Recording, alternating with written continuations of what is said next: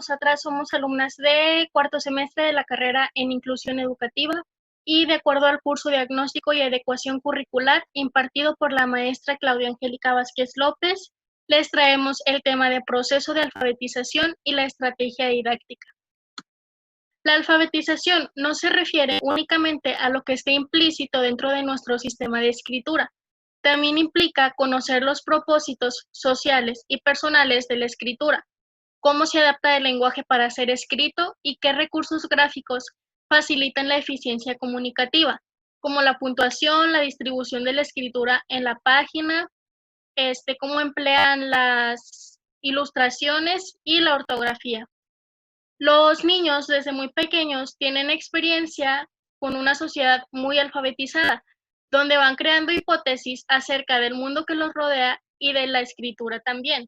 Es por eso que elaboran diferentes conocimientos acerca de la escritura antes de poder leer y escribir convencionalmente.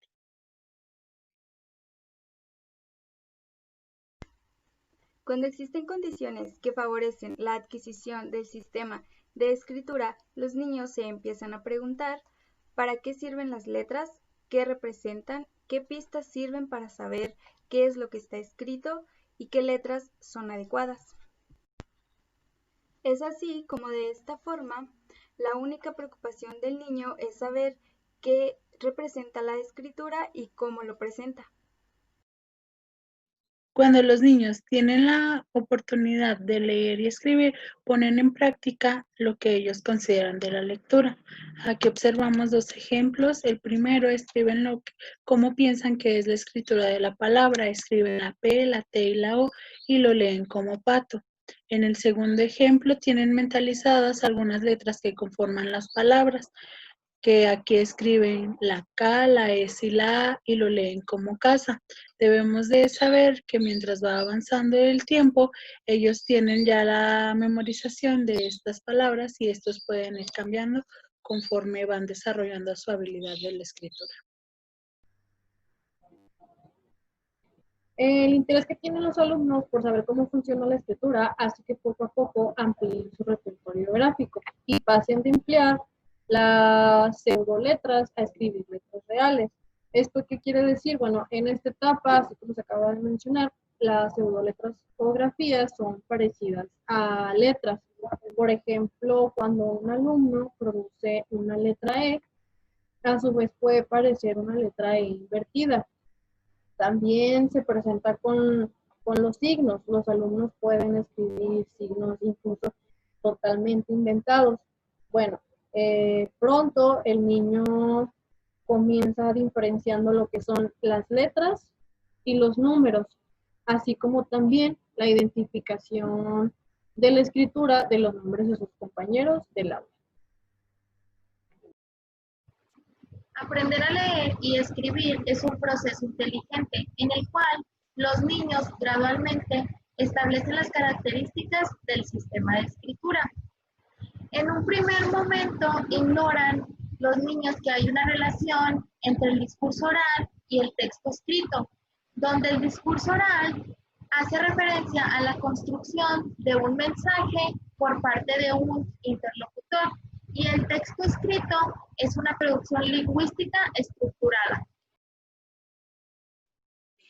Ellos descubren que para que algo sea legible o reconocible necesita tener al menos 3 grafías diferentes, ya que con una sola letra no se puede identificar qué es lo que ellos quieren dar a conocer. Asimismo, en este proceso, ellos van probando diferentes letras con las cuales ellos se van apropiando para hacer su léxico un poco más grande o más amplio.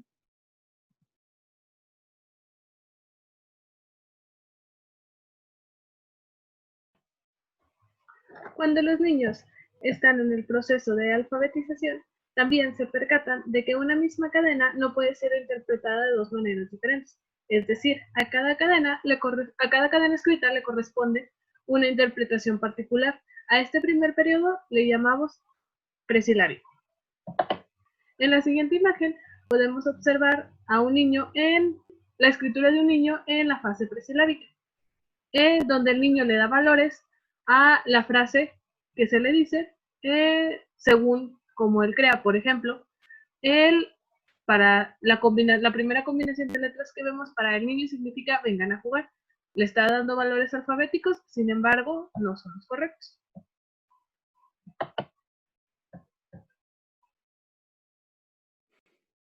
En un segundo momento, los niños comienzan a pensar que hay correspondencia entre la escritura y la oralidad. Por las características del español, les resulta natural inferir que las partes de oralidad son sílabas. Y es muy importante tomar en cuenta esto a la hora de revisar las producciones de los niños, porque gracias a esto podemos marcar la diferencia entre una escritura sin control y cuando comienzan las representaciones de tipo silábico. Aquí podemos ver, por ejemplo, en la representación de la palabra canica, aunque las grafías que se utilizan no se relacionan meramente con la palabra, el niño ya hace una inferencia de que si la palabra tiene 3 sílabas, entonces él escribe 3 letras distintas, 3 grafías. Y en la palabra pato pasa igual, tiene 2 sílabas y utiliza 2 grafías. A este periodo se le conoce como silábico, en el que los niños asignan el valor de una sílaba a cada letra. Aquí tenemos el ejemplo de una estructura silábica del trayecto digestivo. Como observamos, este texto se compone de varias palabras, pero lo que hizo el alumno fue representar cada sílaba de cada palabra con una letra.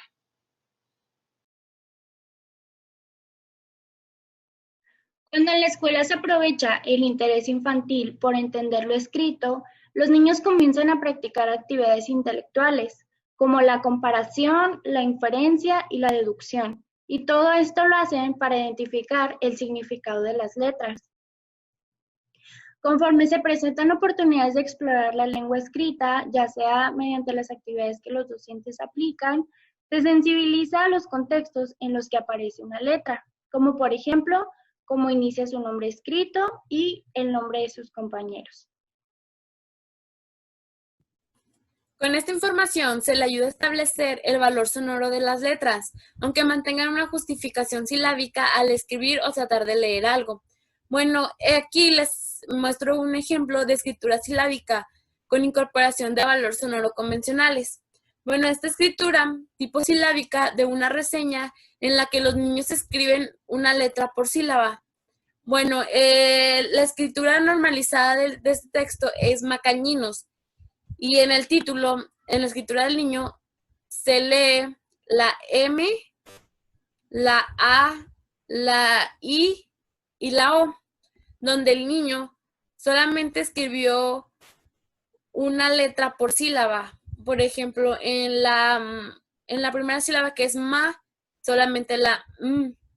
En la segunda, que es K, solamente la A. En la tercera, que es Ki, solamente la I. Y en la última, que es ño, la O.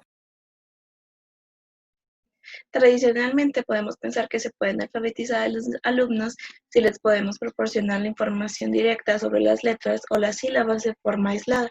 ¿Esto qué significa? Que podemos primero enseñarles las carretillas, que es dividir de forma silábica, o el nombre de las letras o los fonemas con los que se asocian. Pero esto no es suficiente, ya que para el alumno es indispensable que entiendan la lógica de este sistema y puedan integrar el valor sonoro de las letras para poderlas poner en práctica.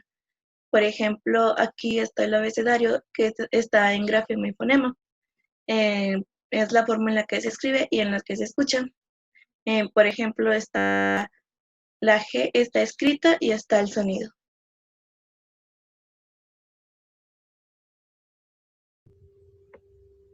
Conforme los niños se familiaricen con la escritura de otros, sea convencional o no, podrán identificar unidades cada vez más precisas sobre la composición alfabética.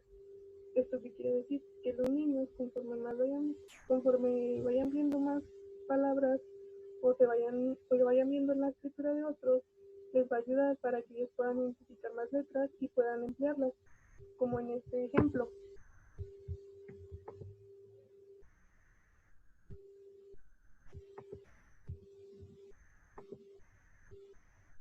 Que es la escritura, es un ejemplo de escritura silábica alfabética.